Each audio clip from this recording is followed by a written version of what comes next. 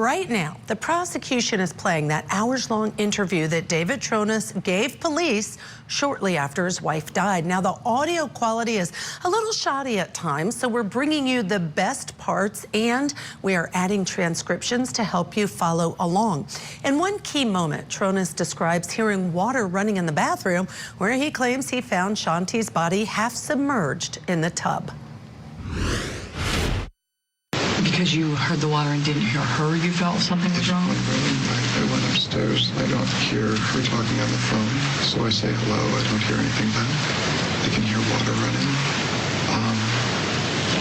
She's not saying anything. Doesn't seem right. Sometimes it'd be as hard if you have the water running to hear somebody out there, so that was my assumption. Okay, so it's one room. You don't see her? Until I get to the bathroom. Okay. Is the bathroom door open or closed? Open. Okay, and so you walk toward the water that you're hearing? Yeah, walking to the bathroom. Okay. And the door's open, and what happens? What do you see? I see her laying with her head in the right-hand corner. The water is running, but I don't think the drain is closed, because if it was, it would be going over, right? So the water's like half full. She's submerged partially, but she's also partially not submerged, and one of her legs is kind of sticking up and out a little bit, and it's just extremely awful, and it doesn't look natural. Obviously, she fell or something happened, and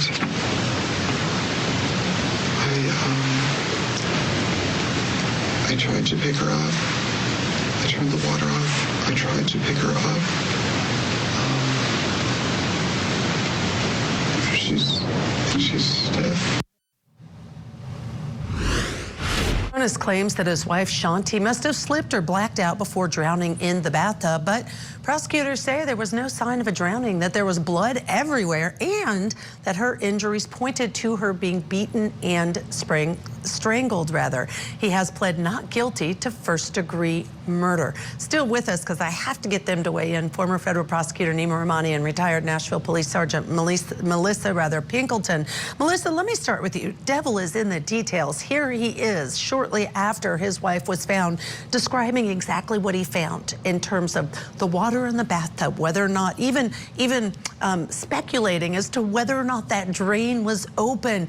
How important are these details as law enforcement is trying to follow the evidence and figure out who did this?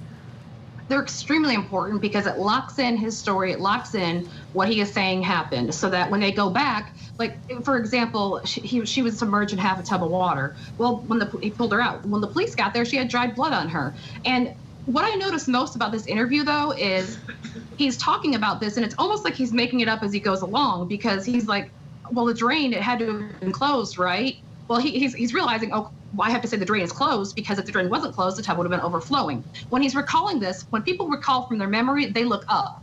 The entire time he's looking down. There's no emotion here at all. And some people might say, well, people react differently to scenarios like this, and not everybody is the same, but there is a societal norm, and there is just nothing, no emotion whatsoever there. This is all just seems very constructed, like he's constructing it and he's making it as he goes, but he's so slow and thoughtful of it to try and get the details. But unfortunately, the crime scene does not match what he is saying. Oh, gosh. Nima, you could probably go on and on about how you feel when you get a client who's given all of these statements. But I also want to ask you this.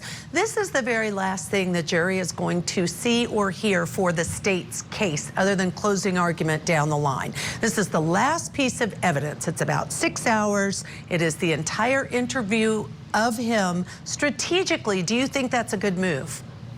It's a great move, and Melissa said it. I mean, police officers did an outstanding job here locking his testimony in, right? And we know that prosecutors like to start strong, end strong. We've heard many times here on court TV, primacy and recency. So prosecutors think this is great testimony, because now the defense has to either stick to it or to come up with some alternate theory as to why he would lie. And that's going to be very difficult for them to do so. It's not a case you can, for instance, pivot and argue self-defense, for instance. So I know it's long, but oftentimes the defense will insist on getting the whole statement in as opposed to the bits and pieces that the prosecution wants. But, you know, really great police work here, getting the whole statement out. Doesn't matter whether it's a lie. You let the defendant hang himself with his own lies, and that's what's happening here. Yeah, and you get to hear from him in his own words. I think every jury always theoretically wants to hear from the defendant. Melissa, one other question, because this detective impressed the heck out of me when she was testifying, and her thoroughness and following the evidence and going to the house 3 times, still looking for blood spatter to figure out exactly what happened.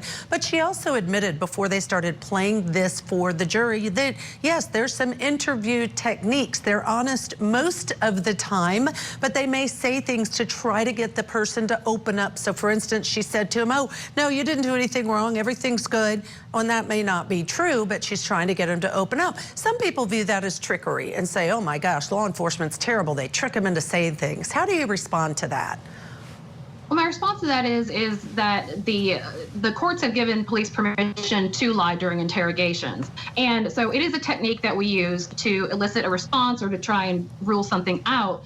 And so people think that's unfair. My response to that is, if you're telling the truth, then what is being told to you, if they are lying to you and saying, we have this, then the truth should, and you know that you've done nothing wrong, then the truth should be, no, I did not. I don't care what you have. I don't see what you have. So it is a technique, and we're allowed to use it because it is effective, and it is especially in tricking people up and getting them to talk and